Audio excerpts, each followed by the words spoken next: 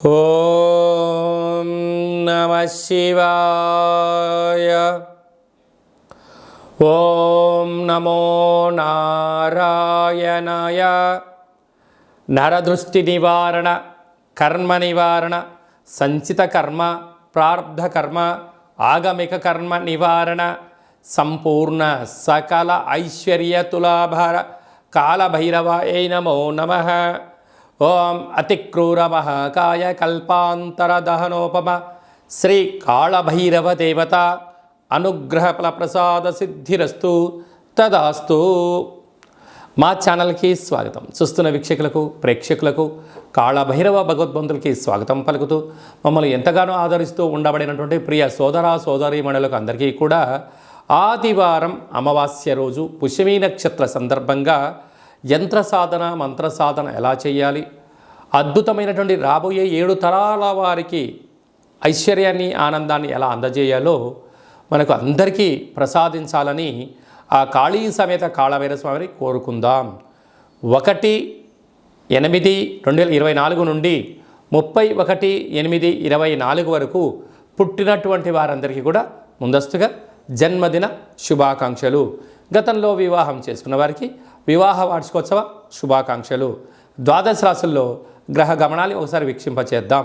వృషభ రాశిలో కుజుడు మరియు గురు సంచార స్థితి, కర్కాటక రాశిలో రవి సంచార స్థితి, సింహరాశిలో బుధ శుక్ర సంచార స్థితి, కన్యరాశిలో కేతు సంచార స్థితి, కుంభరాశిలో శని భగవానుడు వక్రగమన సంచార స్థితి, మీనరాశిలో రాహు సంచార స్థితితో ద్వాదశ రాశుల్లో గ్రహ గమనాలు ఈ విధంగా ఉన్నాయి.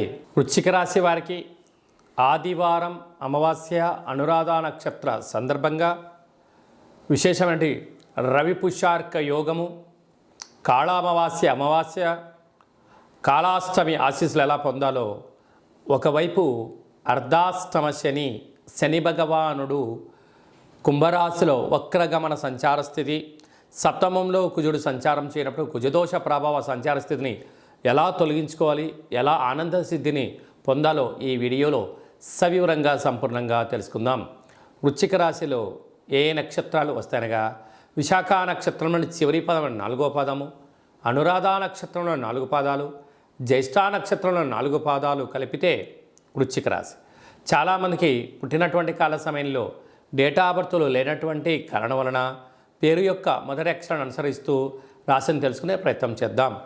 తో, నా, నీ, ను, నే, నో, యా, ఈ, యు అక్షరాల వారందరూ కూడా వృశ్చిక రాశి జాతకులే. వృశ్చిక రాశి యొక్క అధిపతి కుజుడు. ఈ కుజుడు సప్తమంలో వృషభ రాశిలో సంచారం చేయడము కుజదోషంగా భావించడము, పరిస్థితుల ప్రభావంతో కొద్దిపాటి వెనక్కి ముందుగా అయ్యే పరిస్థితి ఉంటుందని చెప్పి గమనించగలగాలి. అలాగనే ఈ ఆదివారం అమావాస్య అనగానే సాధనకు మంచి కాలం. అందులో పుష్యమీ నక్షత్రంతో కూడుకున్నటువంటి ఆదివారం అవ్వడం వలన తెల్లజిల్లేడు వృక్షం దగ్గర ప్రదక్షిణ, తెల్లజిల్లేడు వృక్షం దగ్గర దీపము, ప్రతిరోజు సూర్య నమస్కారము, సూర్య భగవానికి అర్ఘ్యం వదిలిపెట్టడము, కాకులకు, కుక్కలకు ఆహారాన్ని పెట్టడము యోగదాయకం అని చెప్పి గమనించాలి. ఆ యొక్క తెల్లజిల్లేడు వేర్ని ఆ రోజు తీసుకొని వచ్చి బాగా కడిగి సింధూరాన్ని పూసి వినాయకుడి రూపం కనపడేటువంటి విధంగా పూజామందిరంలో పెట్టుకొని తంత్ర తాంత్రిక కాళభైరవ వరసిద్ధి గణపతి స్వామి యొక్క పూజా కార్యక్రమం ఆచరింపజేసుకొని ఇంట్లో పెట్టుకున్నట్లయితే అద్భుతమైన ఆరోగ్య సిద్ధి, ఆనంద సిద్ధి, ధన కనక వాహన అదృష్ట సిద్ధి, అమృత సిద్ధి అనేక రకాల 16 రకాల శక్తుల యొక్క ఆశీస్సుల వలన ఆనందానికి, ఐశ్వర్యానికి వృశ్చిక రాశి వారి సొంతం అని చెప్పి గమనించాలి. అలాగనే వీరికి పంచమంలో రాహు సంచార స్థితి ఉండడం వలన నూతనంగా వివాహమైనకి సంతాన యోగం, తల్లిదండ్రుల నుంచి ఆస్తులు, పిల్లలకు మంచి అభివృద్ధి కలుగుతుందని చెప్పి గమనించాలి. సప్తమంలో కుజుడు గురు దోషం ఉండడం వలన రుణ, రోగ, శత్రు సమస్యలు పంచి ఉన్నాయి. మీ యొక్క జన్మ నక్షత్రం రోజున అష్టమి అమావాస్య తిథుల యందున దూర, వాయు, జల ప్రయాణాలు పెట్టుకోవద్దు. యంత్రాలతో, ఆయుధాలతో దయచేసి సెలగాటం ఆడవద్దు.